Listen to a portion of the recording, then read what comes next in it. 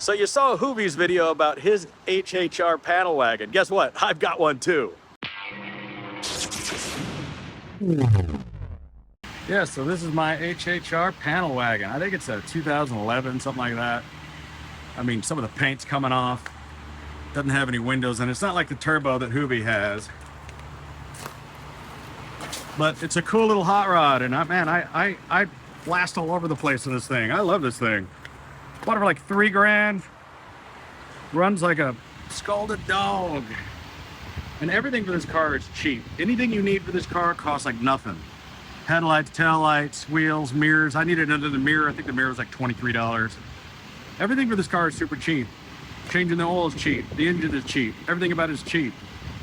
It's a shitty car. But, I mean, really, it's a great car. It's just, it's cheap. 166,000 miles on this thing. And you know what? It's not slow. I mean, I drive this thing, what am I going, 80? The thing drives great. Everything in here is hard plastic. It's very simple, which, you know, for its utilitarian use, you know, you've got, it's just very, very simple. Very easy to clean. You can literally hose the car out, I think. Has Sirius XM, basic air conditioning controls, no real steering wheel controls other than the cruise and some basic information. And almost everything for this car costs 20 bucks, like I said. You know, you need new door handles, those are like $11. I replaced this mirror switch down here, it was $13. I replaced this glove box because it was broken.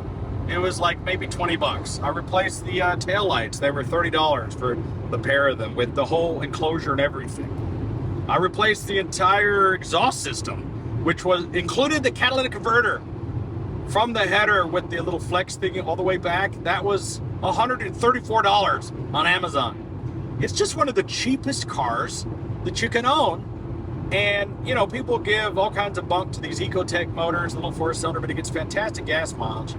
And every single one of these you see has like 200,000 miles, 100,000+ miles. How is that junk? 166,000 miles. The car, it's 104 in July. And you need a mirror, 20, 30 bucks. You need a steering wheel, probably not even 100 bucks. I mean, it's the cheapest utilitarian car that you can own. This is the panel wagon, so there's nothing in the back. So it's like having a little minivan or a little truck, you know, because you can't really carry anybody with you, so it's a two-seater.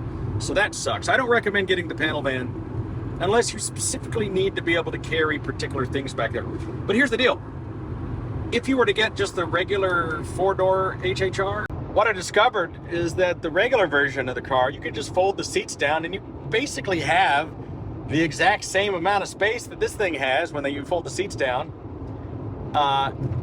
And the only difference is you don't have the door handles and the windows and things.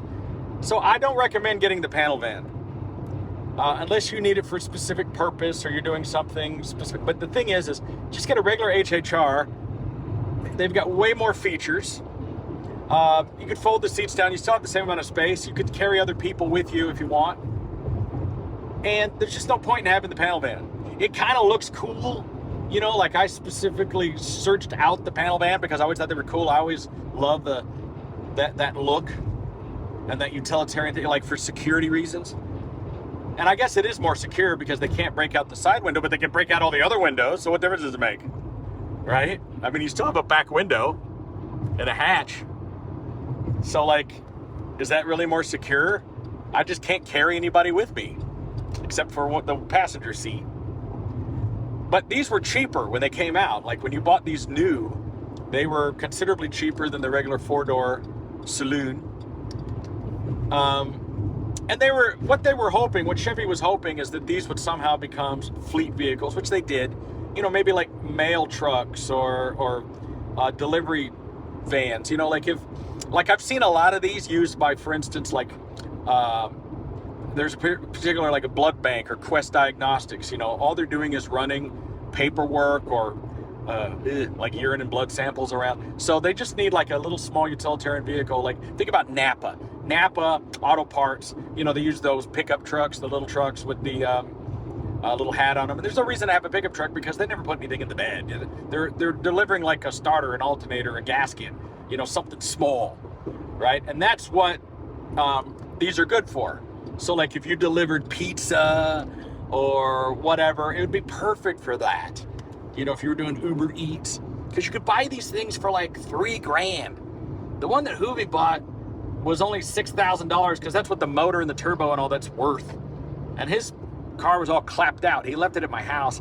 I took it for a drive just down the street just to check it out. I wanted to see the difference. And honestly, it didn't seem crazy different than this one. I think the horsepower of this regular Ecotec is like 130 horsepower or something like that. It's not too different than the DeLorean engine.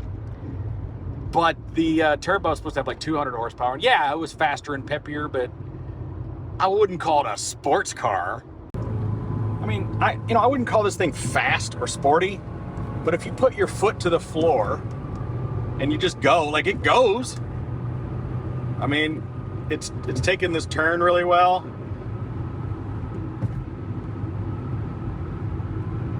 I mean, I'm hauling ass. This thing is, what am I doing? I can't see. Going 90. Going 90, or no, I'm going 80. I'm going 80, not 90. What am I saying? So I'm going 80 on a tollway, which by the way, everybody's gonna go, oh, you're speeding. Everybody's going, if you're in Texas and you're not going 80, you're gonna get run the fuck over. Like, nobody drives the speed limit here. Matter of fact, in West Texas, the speed limit is 85. That when you get on a tollway, you are in an F1 race. And you just put your foot straight to the floor, and what happens, happens. That's Texas. So anyway, this thing has no problem getting around. It has a lot of wind noise, I will say that. The seals around this little bitty windshield, not great. Listen, this is not a luxury car, but I will say that the suspension in this car is actually really good. It takes bumps really well, and it also, the suspension costs nothing. You can buy all the A-arms and tie rods and bushings and all that stuff like for $120. You can just replace the whole suspension. Everything for this car is dirt cheap. One of the cheapest cars I've ever owned, 100% reliable. Never had a problem with this car of any kind, really, other than like the smallest things. Things that cost nothing to repair and were easy to repair. You don't have to be Chris Fix to work on this car. You can, like, there's tons of room in the engine bay. I can't say enough good things about it. It's never left me stranded, knock on ABS. And the way I look at it is, for the $3,000 I paid for this piece of shit, like if it broke, transmission or something major went out, that was gonna cost more than $1,000 to fix, which by the way, you could buy the entire engine for this car for like $1,600, brand new in the box. There's one of these meat selling assholes.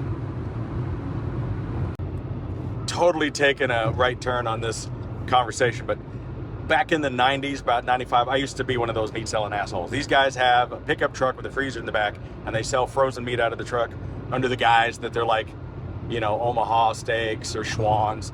But every single one of those guys is a meth head.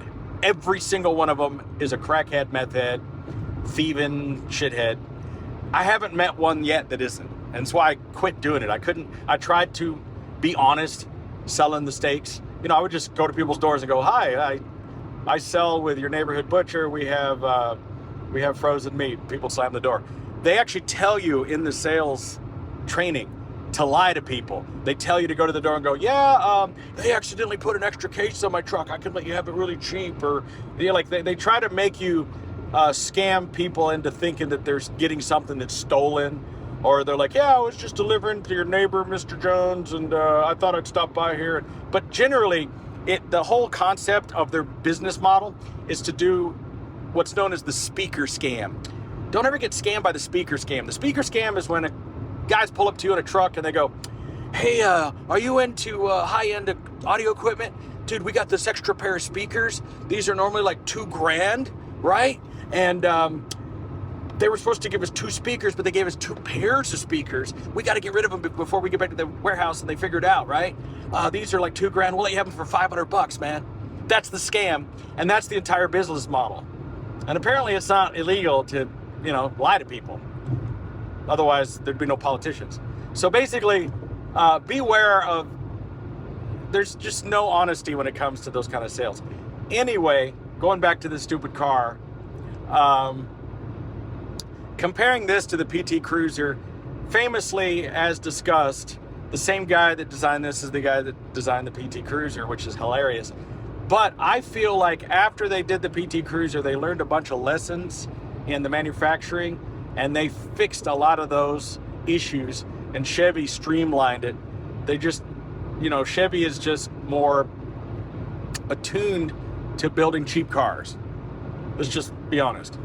And sometimes they accidentally do something right, and I think they did that with this car because these cars are going to disappear just like the Ford Taurus or like the Hyundai Excel. In a couple of years, they're just going to be gone and crushed, and you'll never see another one again. So in the meantime, you've got a brief window of time that you can find one of these cars and grab one real cheap, drive the ever-loving shit out of it for a couple of years, and then throw it away like a Bic lighter.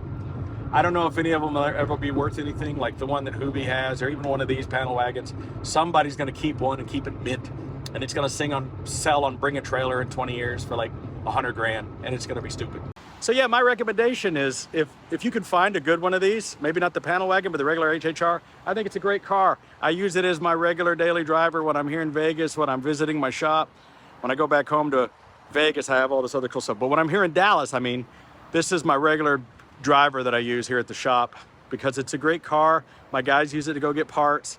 Insurance is cheap, gas is cheap. Everything about it is just a cheap car. It's one of the greatest deals you can get. And it's basically a Chevy Malibu. So you can basically get a Chevy Malibu or an HHR. But if you need utility, this is the best value for your money, in my opinion. That's why I bought one. And Hoobie will tell you, there's a whole cult of people who love the HHR and especially the panel wagons and the SSs. You're not going to find one of the 200 and something SSs very easily. But you can find these out there. There are bargains to be found. So good luck. Have a good time. I'm Videobob. Thanks.